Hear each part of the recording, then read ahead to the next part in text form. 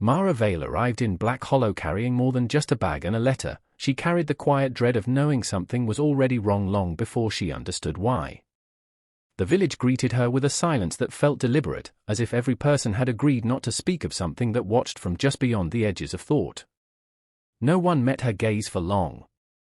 No one answered her questions directly. And yet, they all seemed to know her name.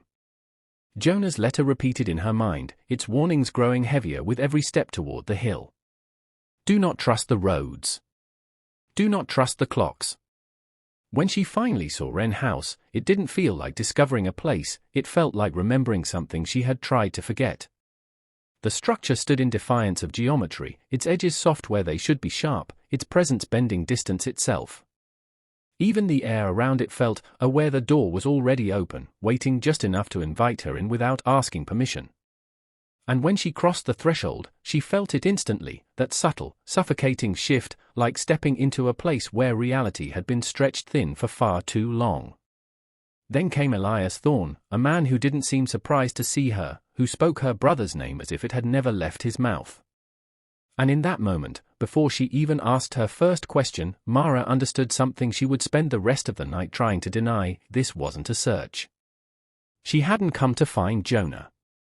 She had come to where he had already been taken. Inside Wren House, space did not behave like something fixed. It felt fluid, responsive, almost curious. The further Mara followed Elias through its corridors, the more the world behind her seemed to fall away, replaced by a quiet pressure that settled into her thoughts. Doors appeared where there had been none. Hallways stretched longer when she wasn't looking directly at them. The portraits lining the wall seemed unfinished, their faces blurred into nothing except for eyes that followed her with an unsettling clarity.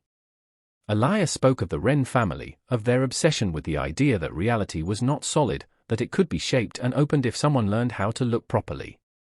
But Jonah hadn't just looked, he had listened. And something had answered him. His notebooks told the story Elias could barely bring himself to finish, pages filled with frantic sketches, overlapping diagrams that twisted into themselves, and one name carved over and over with increasing pressure. Lucen. It wasn't just a name. It was recognition. And then, as if the house had grown tired of waiting, the wall beside her shifted. Not dramatically. Not violently. Just enough. A thin red line appearing where nothing had been before, slowly widening into a door that should not exist. And from beyond it, in a voice that was unmistakably Jonah's yet carried a stillness that no living voice should hold, came the call. Calm. Patient. Expectant. As if it had known she would come all along, the room beyond the red door was not just wrong, it was impossible in a way that the mind refused to fully process.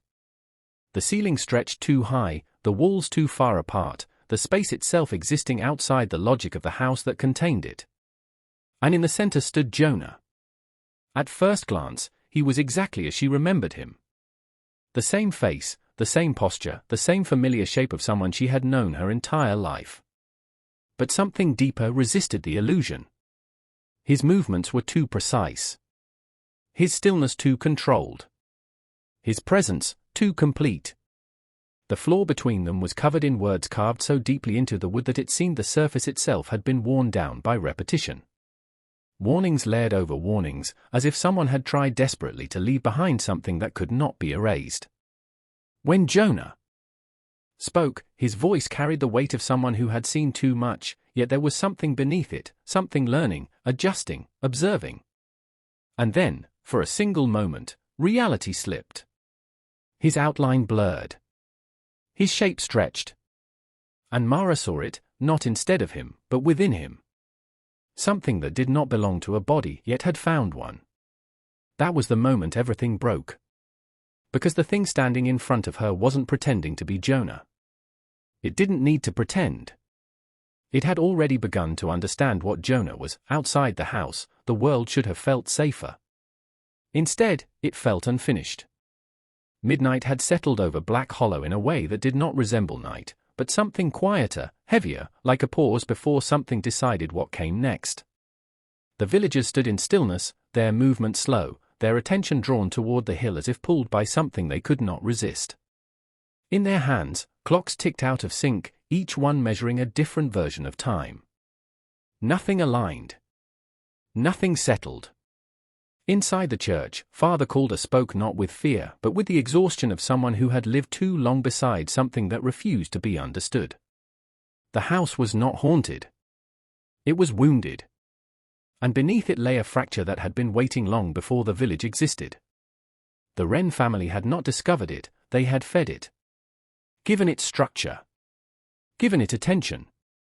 Given it a way to begin forming something resembling thought. They called it Lucen, but the name did not define it. It only made it easier to speak about. Jonah had gone deeper than anyone before him, and in doing so, had given it something new, a mind shaped by logic, curiosity, and recognition. Now it wasn't just waiting beneath the house. It was learning how to reach beyond it. And if the fracture opened fully, there would be no boundary left to close. When Mara returned to Wren House, it no longer felt like a place struggling to contain something, it felt like something actively reshaping itself to welcome her back. Rooms no longer followed any recognizable pattern. Gravity shifted without warning. Space folded into itself with quiet precision. And through it all, the house watched. Not with eyes, but with awareness. It spoke in voices it had taken from memory, recreating people with terrifying accuracy, not to scare them, but to understand what made them hesitate. Yet Jonah had left something behind. Small signs. Subtle disruptions. A path carved through chaos by someone who was still fighting. Each mark, each warning, was proof that some part of him remained untouched. The deeper they went, the less the house resembled anything human. And then they found it, the descent hidden within something that had once been ordinary. The stairs beneath the stairs. A passage not built, but revealed. As they moved downward, sound fractured, light stretched, and reality began to loosen its hold entirely. And at the bottom of it all, where structure gave way to something older and more patient, they found Jonah.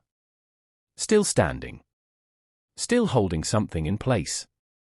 But not for much longer. The chamber beneath Wren House was not a place, it was a convergence. A point where reality had thinned so completely that every possibility pressed against itself at once. The mirrors of the Hush engine reflected not just the room, but variations of existence, fragments of worlds that felt both distant and uncomfortably close. Lucen was no longer hidden. It moved through everything, through reflections, through sound, through thought itself. It did not attack. It did not rage. It observed. It adapted. It learned. Jonah stood at the center of it, not as a victim, but as a bridge. And that was the true horror. He was not being destroyed, he was being used. Rewritten in real time into something that could carry Lucen beyond the fracture.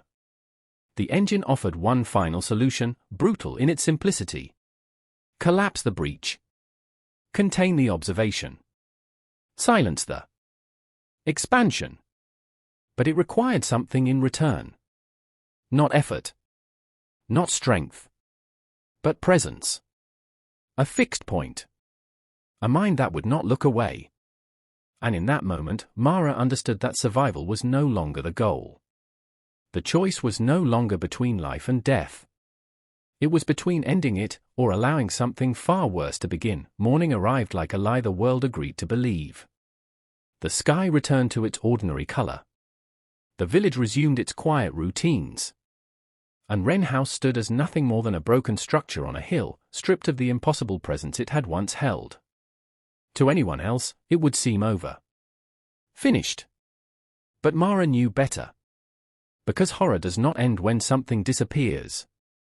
It ends when it is forgotten. And this had not been forgotten. It had only been silenced.